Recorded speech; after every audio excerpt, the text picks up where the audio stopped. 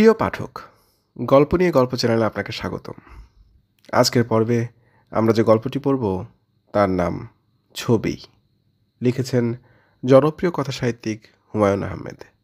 প্রতিবারের মতো গল্প শেষে এবারও থাকছে গল্প নিয়ে সামান্য আলোচনা শুনতে, তাই শেষ পর্যন্ত আমাদের সঙ্গেই থাকুন। শুরু করছি গল্প ছবি।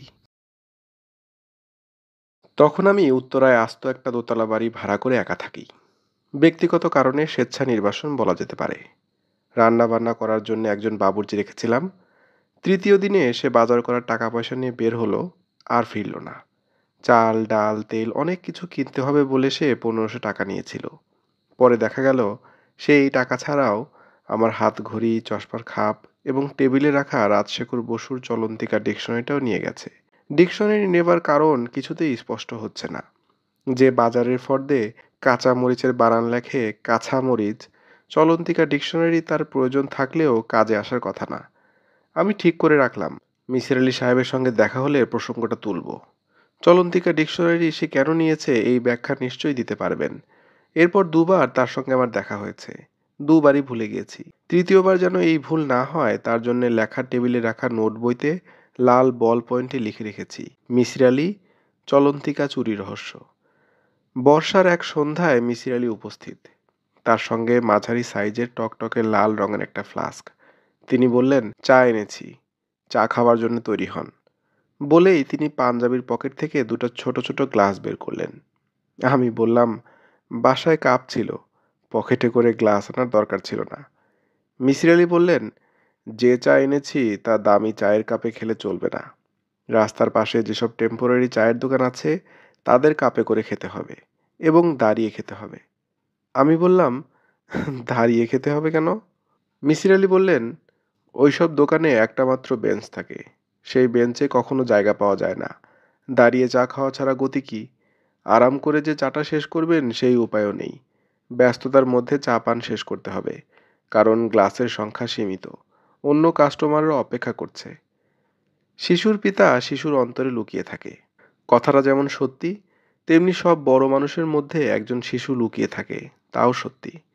মিসির আলির মধ্যে লুকিয়ে থাকা শিশুটির কারণে আমাকে ফ্লাস্কের চা দাঁড়িয়ে ব্যস্ত ভঙ্গিতে খেয়ে শেষ করতে হলো। মিসির আলি বললেন, প্রতিটি খাদ্যদ্রব্যের জন্য পরিবেশ আলাদা করা।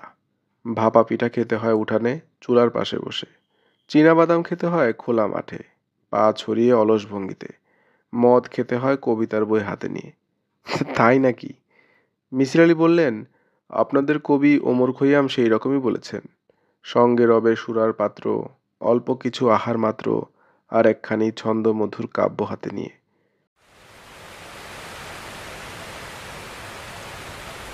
মিসির আলিকে নিয়ে বারান্দায় বসলাম।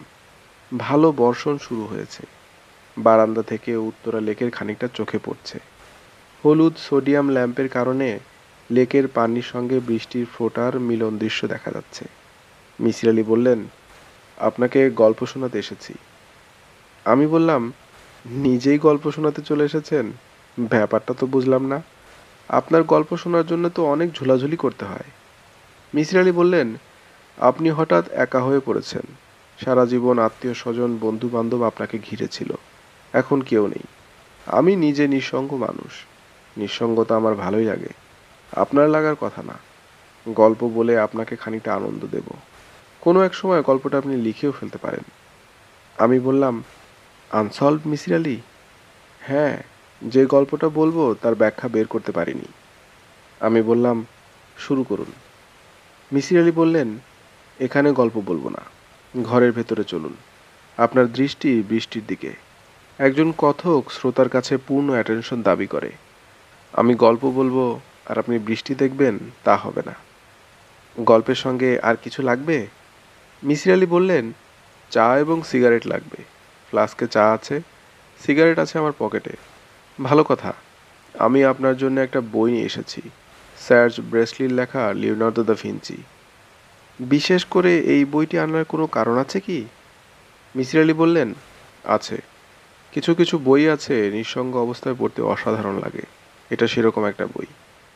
আমরা দুজনে শোবার ঘরে ঢুকলাম। মিসির আলি বিছানায় পা তুলে আয়োজন করে গল্প শুরু করলেন। এত আয়োজন করে তাকে কখনো গল্প বলতে শুনিনি। আমি যে খুব চা প্রেমিক লোক তা না। তবে রাস্তার পাশে অস্থায়ী চায়ের দোকানে চা খেতে ভালো লাগে। কেন ভালো লাগে তা বলতে পারছি না। এটা নিয়ে কখনো ভাবিনি। শীতকালের দুপুর, বাসায় ফিরছি। পথে চায়ের দোকান দেখে রিক্সা দাঁড় করিয়ে চা খেতে গেলাম। অনেক দিন এত ভালো চা খাইনি। চমৎকার গন্ধ, মিষ্টি পরিমাণ মতো, ঘন লিকার। চা শেষ করে দাম দিতে গেছি, দোকানি হাই তুলতে তুলতে বলল, দাম দিতে হবে না। আমি বললাম, দাম দিতে হবে না কেন? আপনি আজ ফ্রি। ফ্রি মানে? দোকানি বিরক্ত মুখে বলল, প্রত্যেক দিন 5 জন ফ্রি চা খায়। আজ আপনি 5 জনের মধ্যে পড়ছেন। আর পেছাল পারতে পারবো না, বিদায় হন। ফ্রি চা খেয়ে বিদায় হয়ে যাবার প্রশ্নই আসে না। জিজ্ঞাসাবাদ করে জানলাম, জনৈক প্রবেচার স্যার দোকানিকে প্রতি মাসে শুরুতে 450 টাকা দেন, যাতে প্রতিদিন 5 জন কাস্টমারকে সে ফ্রি চা খাওয়াতে পারে। 3 টাকা করে কাপ, দিনে 15 টাকা, 30 দিনে 450 টাকা। আমি বললাম, প্রফেসর সাহেবের নাম কি? নাম জানি না, কুদ্দুস জানে। কুদ্দুসরে জিগান। কুদ্দুসকে? রুটি বেচে। সামনের গলির ভিতরে ঢুকেন, 4-5টা বাড়ির পরে কুদ্দুসের ছাপরা পাইবেন। কুদ্দুসও কি 5 জনকে ফ্রি রুটি খাওয়ায়? যে, হ্যাঁ, লাভ করে মেলা। ডেইলি 70 টাকা পায়। 1-2 জনরে ফ্রি খাওয়ায়, বাকি টাকা মাইরা দেয়। প্রফেসর স্যাররে ঘটনা বলেছি, উনি কোনো ব্যবস্থা নেন নাই। উনি থাকেন কোথায়? জানি না, কুদ্দুস জানতে পারে, তারে জিগান গিয়া। আমি কুদ্দুসের সন্ধানে বের হলাম। সে রাস্তার পাশে ছাপরা ঘর তুলে রুটি, ডাল এবং সবজি বিক্রি করে। শুকনা মরিচের ভর্তা ফ্রি। দেখা গেল সে প্রফেসর স্যারের নাম ছাড়া অন্য কিছুই জানে না। প্রফেসর স্যারের নাম জামাল। কুদ্দুসকে জামাল স্যারের উপর অত্যন্ত বিরক্ত মনে হলো। সে বলল, এমন ঝামেলার মধ্যে আছি, দুনিয়ার না খাওয়া মানুষ ভিড় কইরা থাকে ফ্রি খাওয়ানোর জন্যে। 5 জনের বেশি খাওয়াইতে পারি না, এরা বুঝে না। আমি বললাম, জামাল সাহেব কোথায় থাকেন জানো? জানি না। এই এলাকাতেই কি থাকেন? বললাম তো জানি না। ওনার বয়স কত? চেহারা কেমন? রোগা পাতলা, মাথায় চুল কম, গায়ের রং ময়লা, চশমা আছে। বয়স কত বলতে পারবো না। এখন যান, ত্যাক্ত কইরেন না, ঝামেলায় আছি। আমার জন্যে জামাল সাহেবকে খুঁজে বের করা কোনো সমস্যা না। বাসার ঠিকানা বের করে এক ছুটির দিনে সকাল 11টার দিকে উপস্থিত হলাম। একতলা বাড়ি, সামনে বাগান। বাগানে দেশি ফুলের গাছ, কামিনী, হাসনাহেনা এইসব। বিশাল একটা কেয়া গাছের ঝোপ দেখলাম। বাড়ির সামনে কেউ সাপের ভয়ে কেয়া গাছ লাগায় না, উনি লাগিয়েছেন। বাঁশের একটা গেটের মতো আছে। গেটে বিখ্যাত নীলমণি লতা। বিখ্যাত কারণ নীলমণি লতার নাম রবীন্দ্রনাথের দেয়া। বড় গাছের মধ্যে একটা কদম গাছ এবং একটা বকুল গাছ। অচেনা একটা বিশাল গাছ দেখলাম। কলিং বেল চাপ দিতেই 10-11 বছরের এক কিশোরী দরজা খুলে দিল। আমি অবাক হয়ে কিশোরীর মুখের দিকে তাকিয়ে আছি। অবাক হবার কারণ, এমন মিষ্টি চেহারা। আমার প্রথমে জিজ্ঞেস করা উচিত, এটা কি জামাল সাহেবের বাড়ি? তা না করে আমি বললাম, কেমন আছো মা? মেয়েটি হাসতে হাসতে বলল, চাচা, আমি ভালো আছি। এই গাছটার নাম কি? ছাতিম গাছ, অনেকে বলে ছাতিয়ান। জামাল সাহেব তোমার কে হন? বাবা। উনি বাড়িতে আছেন? বাজার করতে গেছেন। চাচা, ভেতরে এসে বসুন, বাবা চলে আসবেন। মা, তোমার নাম কি? আমার নাম ইথেন। বাবা কেমিস্ট্রি টিচার তো, এই জন্যে আমার নাম রেখেছেন ইথেন। চাচা, ভেতরে আসুন তো।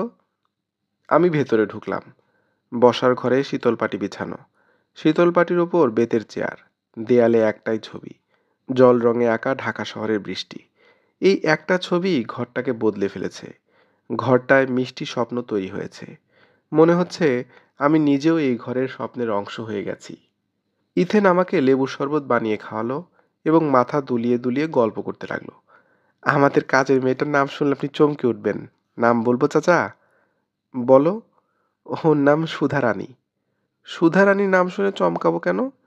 কারণ নামটা হিন্দু, কিন্তু সে মুসলমান। সপ্তাহে সে একদিন ছুটি পায়।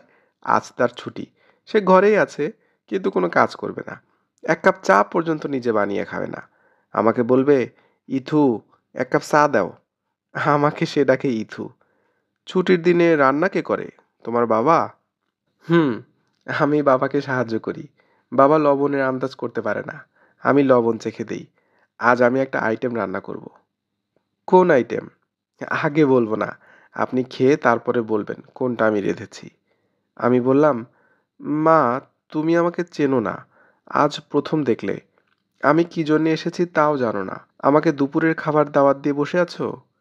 হ্যাঁ, কারণটা বলবো? বলো। আমার মা তখন খুবই অসুস্থ। বাবা মাকে হাসপাতাল থেকে বাসায় নিয়ে এসেছেন, যেন মার মৃত্যুর সময় আমি এবং বাবা মার দুই পাশে থাকতে পারি।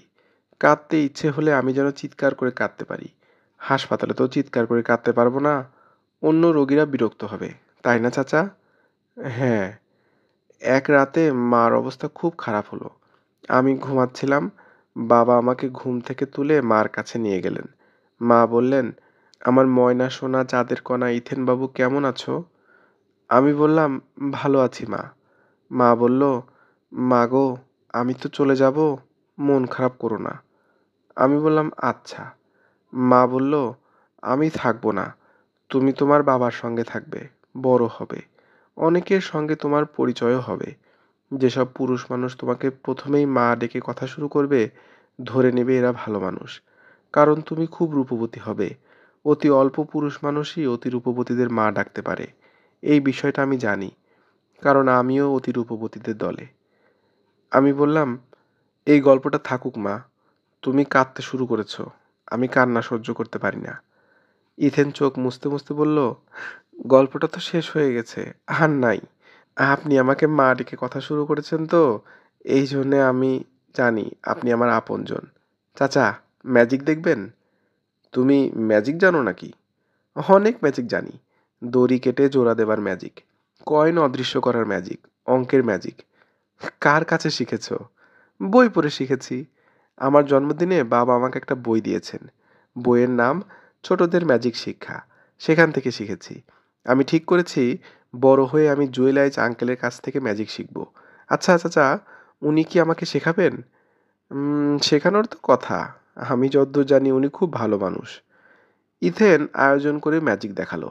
দড়ি কাটার ম্যাজিকে প্রথমবার কি যেন একটা ভুল করলো। কাটা দড়ি জোড়া লাগলো না। দ্বিতীয়বারে লাগলো। আমি বললাম, এত সুন্দর ম্যাজিক আমি আমার জীবনে কম দেখেছি মা। সত্যি বলছেন চাচা? আমি বললাম, অবশ্যই সত্যি বলছি। ম্যাজিক দেখানোর সময় ম্যাজিশিয়ানের মুখ হাসি হাসি থাকলেও তাদের চোখে কুটিলতা থাকে। দর্শকদের তারা প্রতারিত করছে এই কারণে কুটিলতা। ম্যাজিকের বিষয়টাও তাদের কাছে থাকে না, কারণ কৌশলটা তারা জানে। তোমার চোখে কুটিলতা ছিল না, ছিল আনন্দ এবং বিস্ময়বোধ। জামাল সাহেব বাজার নিয়ে ফিরলেন। আমাকে তার মেয়ের সঙ্গে ঘরোয়া ভঙ্গিতে আলাপ করতে দেখে মোটেই অবাক হলেন না, যেন আমি তার দীর্ঘদিনের পরিচিত কেউ।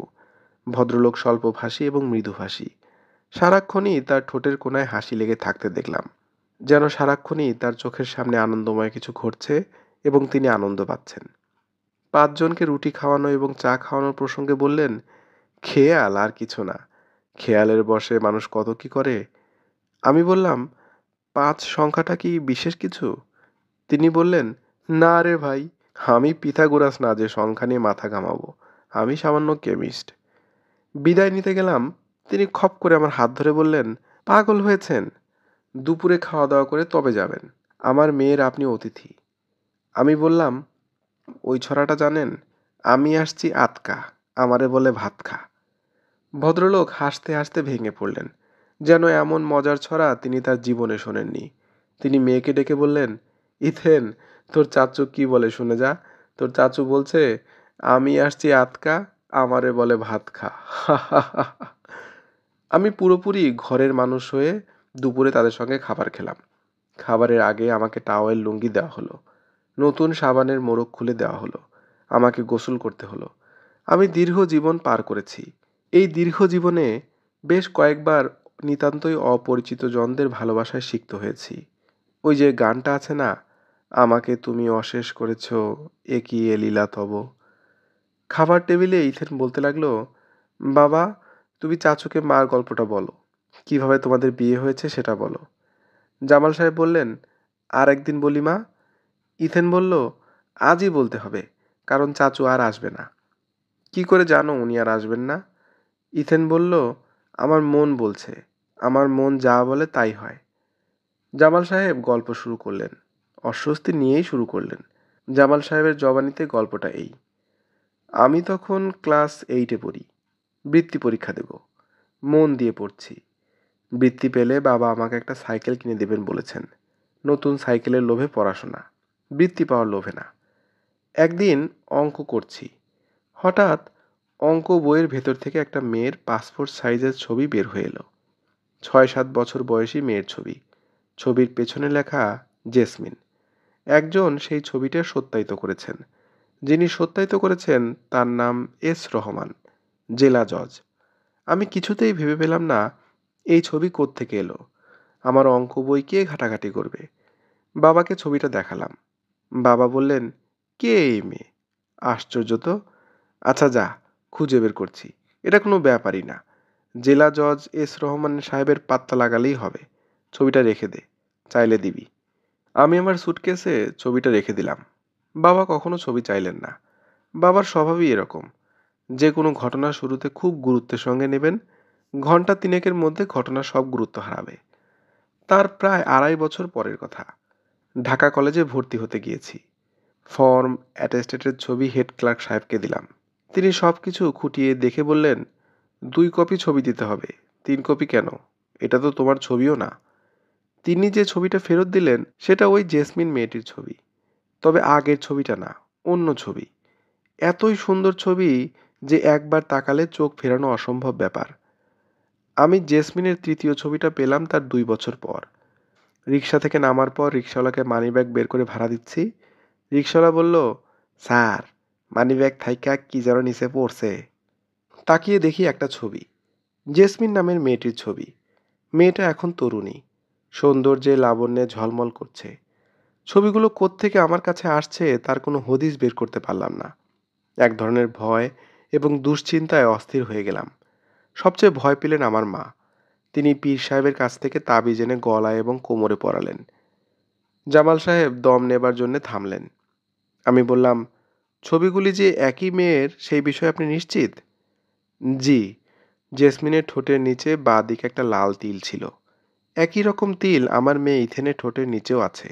জেনেটিক ব্যাপার। যাই হোক, সব মিলিয়ে আমি 5 বার মেয়েটির ছবি পাই। আমি যে 5 জনকে চা এবং রুটি খাওয়াই তার পেছনে হয়তো অবচেতনভাবে 5 সংখ্যাটি কাজ করেছে। 3 বার ছবি পাওয়ার ঘটনা শুনলাম। বাকি 2 বার কিভাবে পেলেন বলুন। জামাল সাহেব বললেন, শেষবারেরটা শুধু বলি। শেষবার যখন ছবি পাই তখন আমি আমেরিকায় মোরহেড স্টেট ইউনিভার্সিটিতে অ্যালকালয়েডের উপর পিএইচডি ডিগ্রির জন্য কাজ করছি। জায়গাটা নর্থ ডাকোটায়, কানাডার কাছাকাছি। শীতের সময় প্রচণ্ড ঠান্ডা পড়ে। টেম্পারেচার শূন্যের অনেক নিচ পর্যন্ত নামে। আমি গরম একটা ওভারকোট কিনেছি, তাতেও শীত আটকায় না। একদিন লাইব্রেরিতে গিয়েছি। লাইব্রেরিয়ানের হাতে ওভারকোটের পকেটে রাখা লাইব্রেরি কার্ড দিলাম। লাইব্রেরিয়ান কার্ড হাতে নিয়ে বলল, ইয়োর ওয়াইফ ভেরি প্রিটি। আমি অবাক হয়ে দেখলাম লাইব্রেরি কার্ডের পকেটে জেসমিনের ছবি। এই ছবি কোনো একটা পুরনো বাড়ির ছাদে তোলা। ছাদের রেলিং দেখা যাচ্ছে। রেলিংয়ে কিছু কাপড় শুকাতে দেওয়া হয়েছে। জেসমিন বসা আছে একটা বেতের মোড়ায়। তার হাতে একটা পিরিচ। মনে হয় পিরিচে আচার, কারণ জেসমিনের চারিদিকে অনেকগুলো আচারের শিশি। রোদে শুকাতে দেওয়া হয়েছে। ছবির মেয়েটির সঙ্গে কোনোদিন দেখা হবে ভাবিনি। দেখা হয়ে গেল। দেশে ফিরেছি।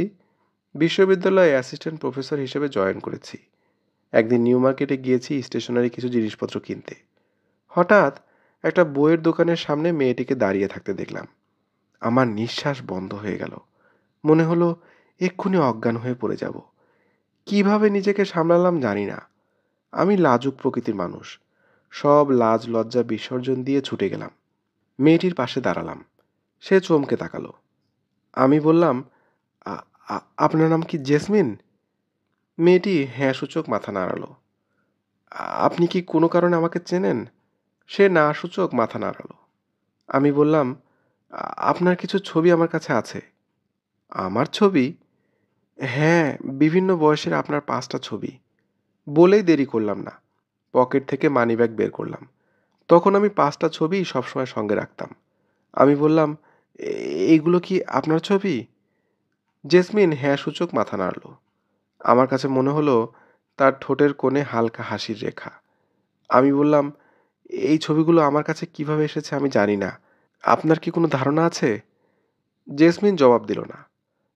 আমি কি আপনার সঙ্গে কোথাও বসে এক কাপ চা খেতে পারি? আমি চা খাই না। তাহলে আসুন আইসক্রিম খাই। এখানে ইগলু আইসক্রিমের একটা দোকান আছে। আইসক্রিম খেতে ইচ্ছা করছে না। আমি বললাম, আপনাকে আইসক্রিম খেতে হবে না। আপনি আইসক্রিম সামনে নিয়ে চুপচাপ বসে থাকবেন। Please, please, please. জেসমিন বলল, চলুন। 7 দিনের মাথায় জেসমিনকে বিয়ে করলাম। বাসর রাতে সে বলল, ছবিগুলো কিভাবে তোমার কাছে গিয়েছে আমি জানি, কিন্তু তোমাকে বলবো না। তুমি জানতে চেও না। আমি জানতে চাইনি। এই গ্রহের সর্বশ্রেষ্ঠ মেয়েটিকে স্ত্রী হিসেবে পেয়েছি, আর কিছুর আমার প্রয়োজন নেই। তাছাড়া কম জানার ব্যাপারটায় সুখ আছে। Ignorance is bliss. আপনি কি জেসমিনের 5টা ছবি দেখতে চান? চাই। ছবি দেখে আপনি চমকাবেন। আমি ছবি দেখলাম এবং চমকালাম। অবিকল ইথেন। দুজনকে আলাদা করা অসম্ভব বলেই মনে হলো। জামাল সাহেব বললেন, আমি পড়াই বিজ্ঞান, যে বিজ্ঞান রহস্য পছন্দ করে না। কিন্তু আমার জীবন কাটছে রহস্যের মধ্যে। অদ্ভুত না? অদ্ভুত তো বটেই। আচ্ছা, ছাদে জেসমিনের যে ছবিটা তোলা হয়েছে, চারদিকে আচারের বোতল, সেই বাড়িটা কি দেখেছেন? জামাল সাহেব বললেন, সেরকম কোনো বাড়িতে জেসমিনরা কখনো ছিল না। ছবি বিষয়ে এইটুকুই শুধু জেসমিন বলেছে। আমি বিদায় নিয়ে ফিরছি। জামাল সাহেব আমাকে গেট পর্যন্ত এগিয়ে দিলেন। শেষ মুহূর্তে বললেন, আমার মেয়ে ইথেন কিছুদিন আগে হঠাৎ করে বলল, তার মার ছবি কিভাবে আমার কাছে এসেছে তা সে জানে, তবে আমাকে কখনো বলবে না। আমি বলেছি, ঠিক আছে মা, বলতে হবে না। প্রিয় পাঠক, এতক্ষণ আপনি শুনলেন জনপ্রিয় কথাসাহিত্যিক হুমায়ুন আহমেদ রচিত গল্প ছবি। গল্পটি নেওয়া হয়েছে লেখকের মিসির আলী আনসলভড নামক গল্প গ্রন্থ থেকে। বইয়ের ফ্ল্যাপে লেখক লিখেছেন, অতি বুদ্ধিমান মিসির আলী মাঝে মধ্যে ধরা খান। অনেক চেষ্টা করেও কিছু রহস্য ভেদ করতে পারেন না। আনসলভড খাতায় সেই সব রহস্য লিখে রাখেন। তার মনে ক্ষীণ আশা, কোনো একদিন এই সব রহস্যের সমাধান হবে। মিসির আলী হাল ছাড়ার মানুষ না। আমরা যারা সাধারণ মানুষ, তারা হাল ছেড়ে দেই। প্রকৃতির রহস্যের কাছে পরাভূত হয়ে এক ধরনের আনন্দও পাই। There are many things in heaven and earth বলতে আমাদের ভালো লাগে। মানবজাতি পরাজিত হতে পছন্দ করে না, কিন্তু প্রকৃতির কাছে পরাজয় সে নিয়তি ধরে নেয়। নিয়তির কাছে সমর্পণে সে কোনো সমস্যা দেখে না। মিসির আলী আনসলভডে মিসির আলীর কিছু গৌরবময় পরাজয়ের কাহিনী বলা হয়েছে। কাহিনীগুলি লিখতে গিয়ে আমি আনন্দ পেয়েছি, পাঠকরাও সম্ভবত পাবেন। সঙ্গিনী গল্পের আলোচনায় আমি বলেছিলাম, মিসির আলীর গল্পগুলোকে সাধারণত 3টি ক্যাটাগরিতে ফেলা যায়। তার এক ভাগে রয়েছে এমন ধরনের গল্প যেখানে মিসির আলী রহস্যের ব্যাখ্যা দিতে পারেন না। অর্থাৎ গল্পে আমরা দেখি একটা লোক মিসির আলীর কাছে আসছে একটা রহস্য নিয়ে। মিসির আলী অনেক চেষ্টা করছেন সেই রহস্যের একটা সন্তোষজনক ব্যাখ্যা খুঁজতে, কিন্তু তিনি তা পারছেন না। মিসির আলীর এই ধরনের গল্প উপন্যাসগুলো আর এই আনসলভডের গল্পগুলোর মধ্যে একটা বিশাল পার্থক্য লক্ষ্য করা গেল। আর সেটা হলো, আগের গল্পগুলোয় মিসির আলী চেষ্টা করেন রহস্যের ব্যাখ্যা দিতে, কিন্তু তিনি পারেন না। আর এই গল্পগুলোতে মিসির আলী যেন ধরেই নিয়েছেন এগুলোর কোনো ব্যাখ্যা হয় না, তাই তার মধ্যে সেই রহস্য উদ্ঘাটনের কোনো চেষ্টাও নেই। বরঞ্চ একটা রহস্য রোমাঞ্চকর কিংবা আদিভৌতিক গল্প বলেই যেন দায় মিটাচ্ছেন, এমনটা মনে হয় পাঠকের কাছে। যেমন এই ছবি গল্পের দিকে লক্ষ্য করি। এখানে মিসির আলী যেচে এসেছেন লেখকের কাছে একটা গল্প বলার জন্য, যে গল্পের সমাধান নাকি তিনি বের করতে পারেননি। অথচ পুরো গল্পে আমরা একবারও সেই রহস্য উদ্ঘাটনের কোনো চেষ্টাই মিসির আলীর মধ্যে দেখলাম না। আবার এখানে মিসির আলী যে শুধু গল্প বলতে এসেছেন তাই নয়, লেখককে আবার অনুমতিও দিচ্ছেন গল্পটা লেখার। এটাও মিসির আলীর বৈশিষ্ট্যের সাথে একেবারেই যায় না। আমার মনে পড়ে না মিসির আলী কোথাও এইরকম গল্প লেখার অনুমতি দিয়েছিলেন কিনা। ভাবগতিক দেখে মনে হলো মিসির আলী যেন শার্লক হোমস, আর এখানে লেখক হুমায়ুন আহমেদ হলেন ডাক্তার ওয়াটসন। যাই হোক, এই আনইউজুয়াল মিসির আলীর গল্পে আমরা হুমায়ুন আহমেদের গল্প বলার একটা দারুণ বৈশিষ্ট্য আবিষ্কার করতে পারি। খেয়াল করলে দেখা যাবে এই গল্পে গল্পের ভেতরে গল্প বলা হয়েছে। পুরো গল্পটাই একটা গল্পের ভেতরে গল্প, একজনের গল্প থেকে আরেকজনের গল্প বলা। যেমন প্রথমে শুরু হলো লেখক হুমায়ুন আহমেদের গল্প দিয়ে। তিনি একাকী আছেন, বিশাল বাসা ভাড়া নিয়ে নিঃসঙ্গ জীবনযাপন করছেন, সেই গল্প। এরপরে গল্পে হাজির হলেন মিসির আলী। তিনি বলতে লাগলেন তার রাস্তার ধারে চা খাওয়ার গল্প। গল্প সেখান থেকে টার্ন নিয়ে চলে গেল জামাল সাহেবের বাসায়। সেখানে দেখা হলো ইথেন নামের 10-11 বছরের এক কিশোরীর সাথে। 10-11 বছরের কিশোরী? আচ্ছা, হলেও হতে পারে। যাই হোক, সেই ইথেন বলতে লাগলো তার মায়ের মৃত্যুর সময়কার গল্প। এরপরে আবার গল্প শুরু হলো জামাল সাহেবের কাছে। গল্প তো নয়, যেন সেই রাশিয়ান পুতুলের মতো। একটার ভিতরে থাকা আর একটা পুতুল বের হচ্ছেই আর কেবল বের হচ্ছেই। লক্ষ্য করলে দেখা যাবে হুমায়ুন আহমেদ আজীবন এইভাবে গল্প বলে গেছেন। তিনি আসলে গল্প লেখেননি, গল্প বলেছেন। চরিত্রগুলো নিজেরা নিজেদের গল্প বলে গেছে যেন। এটা হুমায়ুন আহমেদের গল্পের একটা সিগনেচার স্টাইল। যদিও অনেক পুরাতন আমল থেকে এই টেকনিক ব্যবহার করা হয় এবং এটা খুবই কার্যকরী একটা টেকনিক। গল্পে পাঠককে ধরে রাখার অতি পুরাতন টেকনিক, যা ব্যবহৃত হয়েছে আরব্য রজনীর গল্পগুলোতে। এইখানে হুমায়ুন আহমেদের লেখার আরও একটা বৈশিষ্ট্যের কথা বলা যাক। হুমায়ুন আহমেদ অনেক উদ্ভট কথাবার্তা তার চরিত্রের মুখ দিয়ে বলেছেন এবং মজার ব্যাপার হলো আমরা পাঠকেরা সেটাকে সত্যি ধরে নিয়েছি। আমাদের মনে রাখা দরকার ছিল ওই বক্তব্যটা একান্তই ওই চরিত্রের বিশ্বাসের কথা, কোনো ধ্রুব সত্য নয়। কিন্তু হুমায়ুন আহমেদ এমনই সুন্দর করে সেই কথাগুলো সাজাতেন যে আমাদের তা সত্যি বলে মনে হতো। যেমন এই গল্পে ইথেনের মা মৃত্যুর সময় ইথেনকে একটা কথা বলে যান। অতি রূপবতী মেয়েকে নাকি কখনো কেউ সহজে মা ডাকে না। যারা মা বলে ডাকে তারা ভালো পুরুষ, তাদের কাছে রূপবতীরা নিরাপদ। নিখাদ মিথ্যা একটা কথা। এই কথার কোনো সত্যতাই নেই। বাংলাদেশে অধিকাংশ মেয়ে যৌন নির্যাতনের শিকার হয় নিকট আত্মীয়ের দ্বারা, আর এই নিকট আত্মীয়দের মধ্যে মা বলে ডাকা পুরুষদের সংখ্যা নেহায়েত কম না। তাই ইথেনের মায়ের কথাটা শুনতে হয়তো সুন্দর, কিন্তু সত্য না। হুমায়ুন আহমেদ এইরকম অনেক শুনতে সুন্দর কিন্তু মিথ্যা কথা লিখে গেছেন তার চরিত্রদের দিয়ে। যাই হোক, গল্পে ফেরা যাক। গল্পে জামাল সাহেবের সাথে তার স্ত্রীর কিভাবে দেখা হলো এই নিয়ে একটা গল্প ফেতেছেন। যে গল্পে তার কাছে স্ত্রী জেসমিনের 5টা ভিন্ন বয়সের ছবি আচমকা এসে পড়ে এবং তিনি পরে এই ছবির মেয়েকে আচমকা সামনে দেখতে পান এবং তাকে বিয়ে করে ফেলেন। খুব সুন্দর রোমান্টিক একটা গল্প, একই সাথে অবিশ্বাস্য, আবার একই সাথে খুবই রোমান্টিক। গল্পটি পড়তে পড়তে আমার মনে পড়ে যায় বিগ ফিশ সিনেমাটির কথা। যারা দেখেননি তারা দেখে নিতে পারেন সিনেমাটি। এই সিনেমাতে একজন যুবক তার বাবার গল্প বলে। এই বাবাটা সারা জীবন অদ্ভুত অদ্ভুত সব গল্প বলে গেছে তার ছেলের কাছে। প্রথম দিকে ছেলের এইসব গল্প শুনতে খুবই ভালো লাগতো, কিন্তু একটা সময় পরে সে বুঝতে পারে তার বাবা আসলে সব বানিয়ে বানিয়ে বলে, যার কোনো কিছুই আসলে সত্যি নয়। কিন্তু সত্যি ঘটনাটা যে কী সেটাও সেই ছেলেটা বের করতে পারে না। আসলে ওর বাবার পুরো জীবনটাই একটা গল্পের জীবন, গল্প করেই কাটিয়ে দিয়েছেন। জামাল সাহেবের গল্পটাও আমার কাছে ঠিক ওরকম একটা সুন্দর গল্প বলে মনে হয়েছে, যে গল্প সত্যি না হলেও শুনতে খুবই সুন্দর লাগে। সবাইকে শুভকামনা জানিয়ে আজকের মতো বিদায় নিচ্ছি। সবাই ভালো থাকবেন, সুস্থ থাকবেন। কথা হবে পরবর্তী কোনো গল্পে। ধন্যবাদ।